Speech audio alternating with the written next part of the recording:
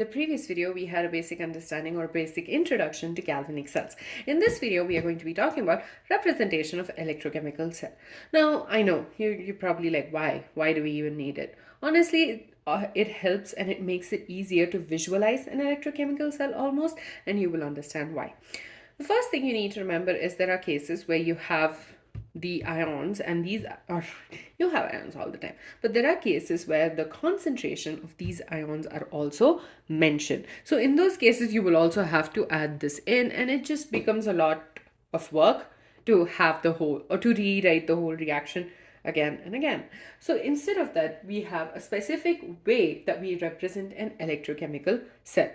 Now, in the previous video, I don't know if you noticed, but we always had the zinc electrode on the left side and the copper electrode on the right side. So there is a reason for that. It is assumed by it's assumed by the general convention that we are going to have the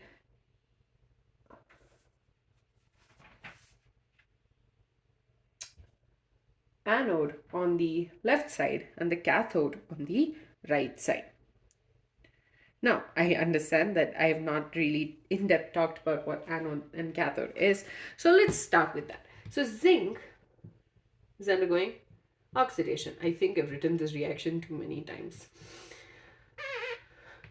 Plus 2 electrons. So you have oxidation. And copper is undergoing reduction. Right. So copper is undergoing reduction. So the half cell where you have the oxidation taking place is the anode, and the half cell where you have the reduction taking place is the cathode. So by general convention, we always have the anode on the left hand side and the cathode on the right hand side. So you have the anode and the cathode. Now, there is something that is in between these two electrochemical cells, and that is the salt bridge. So you will have the salt bridge. Right, so anode, salt bridge, and then the cathode. Now, for the anodes and the cathode, we also have two things, right? You would have an electrode. Where do I write that? Okay, we can write it here. So you have an electrode and the electrolyte.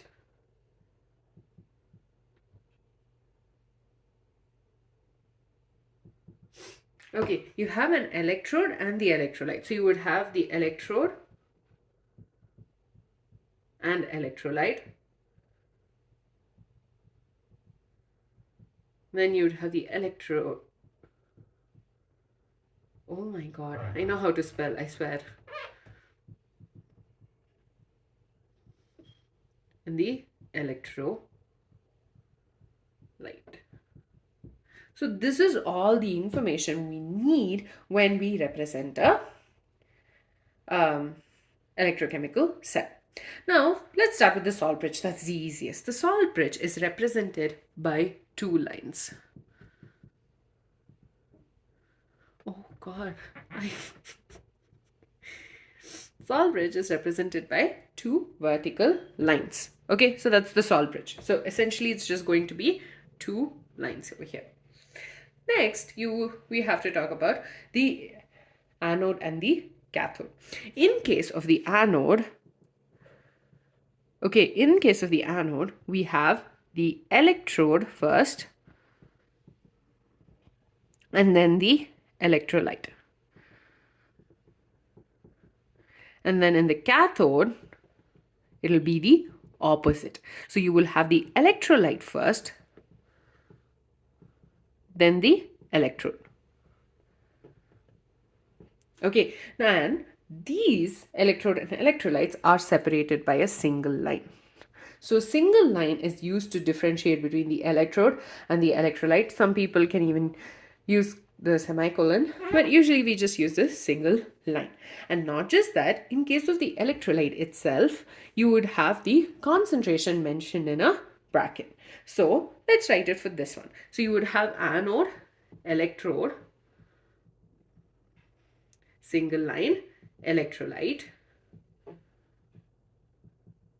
and then double line for the salt bridge. Then you would have the electrolyte and single line electrode. And if you notice, it's somewhat similar to what you would observe. So our salt bridge is in contact with the individual electrolytes, and then you have the electrolyte being in contact with the electrode, and this electrolyte being in contact with this electrode. So because we are always having the anode on the left and the cathode on the right as the convention, you have the electrolyte in the center because the electrolytes are the ones in contact with the salt bridge. Now let's write this one, the Daniell cell, and we will write its representation. So first of all, we would start with writing the half cells. So anode, you have Zn single line, Zn2 plus, and Cu2 plus because it's the electrolyte. So Cu2 plus single line Cu. I hope now it makes sense as to why we're using the electrolyte followed by electrode for the cathode and the opposite for the anode. So for the Daniell cell, it can be represented as Zn straight line, Zn2 plus. In the bracket, we can have concentration as well. Double line, Cu2 plus, concentration if needed or if present, straight line, then Cu. So essentially, this is a representation of the electrochemical cell. So you have the anode on the left, the cathode on the right, you have the electrodes on the extreme, and you have the electrolytes in between, which are getting connected by the salt bridge. We can also have the concentration mentioned in the bracket, and this is pretty important because you have questions where you will be given just this and you will have to convert this to a chemical reaction and solve it, or the other way around. There are questions where you were asked how would you represent a particular chemical reaction in the representation of the electrochemical cell.